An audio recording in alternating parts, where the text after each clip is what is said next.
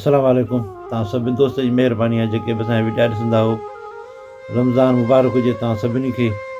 अलाह तव्हां सभिनी खे रोज़ा नसीब कंदो रमज़ान महीने जा। असां वटि अक्सर करे मस्जिद में ईअं थींदो आहे, जेके दोस्त मोॾे अॼु वॉइसूं करे जन मोकिलियो त मस्जिदुनि में नंढा ॿार शाम जे टाइम में जेके ईंदा आहिनि, अफ़्तारीअ टाइम ते, रोज़े खोलण जे टाइम ते, उन्हनि कुझु मुला अहिड़ा हूंदा आहिनि जेके उन्हनि खे चंपा हणी मस्जिदुनि खां ॿाहिरि कढी छॾींदा आहिनि। इहो न आहिनि सोचींदा त हू ग़रीब आहिनि, हुनजे घर में अहिड़ो खाधो तयारु न थींदो हूंदो, उहे बुख ते हूंदा, उन्हनि खे विहारे पाण सां गॾु खारायूं। भई रोज़े रखण जो मक़सदु इहो त न आहे त सॼो ॾींहुं बुख काटे शाम जो पेट भर, इहो मक़सदु आहे रोज़े जो? इहो मक़सदु आहे त मूंखे ॿुधायो भला, कंहिं हदीस मूं कंहिं क़ुर में लिखियलु आहे किथे शाम जो बुख काटे शाम जो तव्हां पेट भरियो?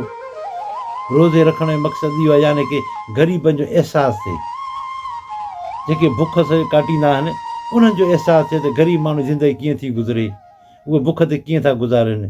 हे रमज़ान महीने जो मक़सदु ईअं आहे त पैसे वारे माण्हू खे ख़बर पवे त ग़रीबनि जो वक़्तु कीअं थो गुज़रे ऐं बुख ते माण्हू कीअं थो गुज़ारे।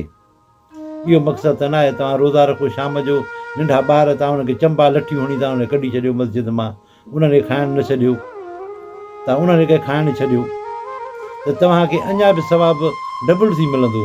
बाक़ी तव्हां नंढनि ॿारनि खे चंबा हणी मस्जिद मां कढी था छॾियो त मुंहिंजी ॻाल्हि यादि रखे छॾिजो, इहो रमज़ान महीनो तव्हांखे क़यामत जे ॾींहुं पादर हणाईंदो। हज़रत अली हिकु ॾींहुं वेठा हुया, अफ़्तारी जो टाइम हुजे, रोज़े खोलण जो टाइम हुजे, त हर शइ अॻियां रखिया वेठा हुया, खाइण पीअण जी शइ, त हिकु फ़क़ीर अचे सदा हई की मां बुखायल आहियां, मूंखे मानी खारायो। हज़रत अली हर शइ खणी उन फ़क़ीर खे ॾेई छॾियो ऐं पंहिंजे अॻियां खजूर ऐं पाणी जो गिलास रखे छॾियईं।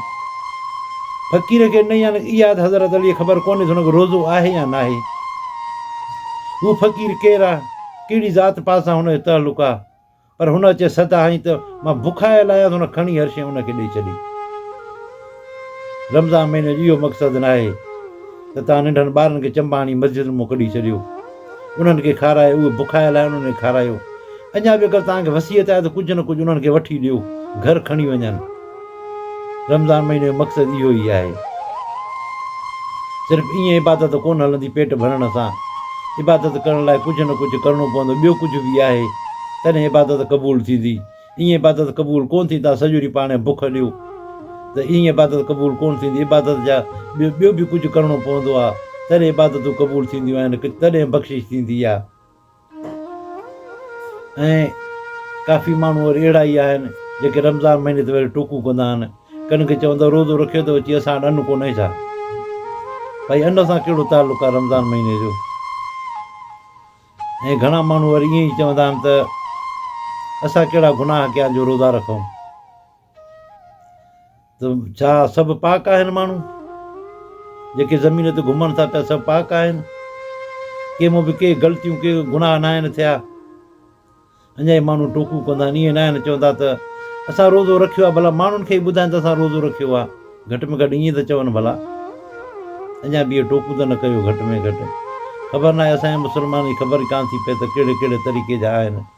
ऐं दुकानदार उन्हनि हर शइ वरी चोट करे छॾी, असां मुस्लमान इहा नारा था हणूं ऐं कम असांजा इहे ई आहिनि। वरी बि छा कयूं, कंहिंखे चऊं? हिकु हमराह हुयो, उन पंहिंजे पुट खे नसीहत कई त जॾहिं मां मरी वञा त मूंखे चोपल पाराइजांइ पेर में, चोपल मूंखे पातल हुजे ऐं मूंखे दफ़न करे अचे, पोइ चोपल मौलवी तोखे छॾनि या न छॾनि, दफ़न करे अचे, मुंहिंजो लिखियलु हिकिड़ी वसियत अथई, उहा ज़रूरु अचे पढ़जांइ मोटी चई। चई बा ठीकु आहे। जॾहिं हू गुज़ारे जो वियो, जॾहिं दफ़नाइण जो टाइम आयो त हुन चयो त चोपल मुंहिंजे पीउ खे पारायो, मूंखे वसियत त चोपल पाराईंदोमांसि। उते मौलवी आहे, आलिम हुया, मुफ़्ती आहे बीठा, उन चयो बा जाइज़ कुझु बि कोन्हे, को कफ़न खां बग़ैर, कफ़न ई हिनखे ॾिबो, बाक़ी उन खां सवाइ ॿियो कुझु बि हिन में न वेंदो अंदरि क़बर में। चोपल धोपल पंहिंजी रखे छॾे, न चोपल न कपिड़ा कुझु बि न, सिर्फ़ु कफ़न ई वेंदो आहे। आख़िर न वस कया नेठि उन्हनि आलिमनि मौलवियुनि न छॾियो हिनखे, हुनखे दफ़न करे मोटी आयो कि हाणे उहा वसियत कढां जेका बाबे चई हुई। जॾहिं वसियत जो कढी हिन पेती मां पढ़ी, हुन में लिखियलु हुयो त पुट मूंखे ख़बर आहे त हे मौलवी आलिम तोखे चोपल बि न छॾींदा, मूंखे चोपल बि मूंसां गॾु न छॾींदा। जॾहिं चोपल बि गॾु कोन था छॾनि त पोइ मिल्कियत हिर्स छाजो आहे?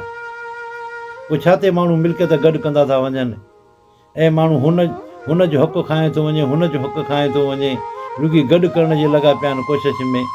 मां जो कुझु फिटी कयो थो वञा उन मां ॾिसी थो त जेका मां चोपल पाईंदो उहा ई मूंखे न ॾींदनि मौलवियुनि आलिमनि, चयो त इहो बि जाइज़ न आहे।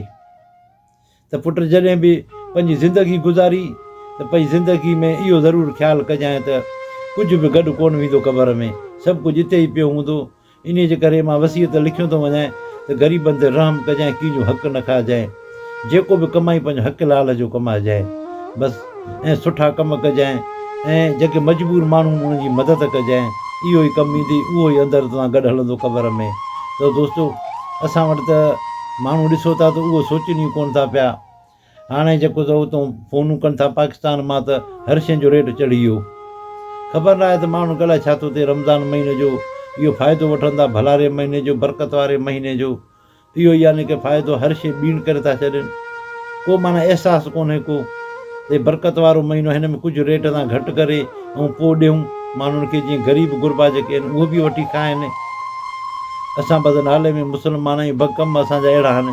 बसि अलाह पियो पनाह ॾिए, अलाह बसि बख़्श कंदो हिन रमज़ान महीने जे सदिके। तव्हां सभिनि दोस्तनि जी महिरबानी। अगरि वीडियो कंहिंखे सही न लॻे त उन जे लाइ असां माज़रत था घुरूं। अस्सलामु वालेकुम।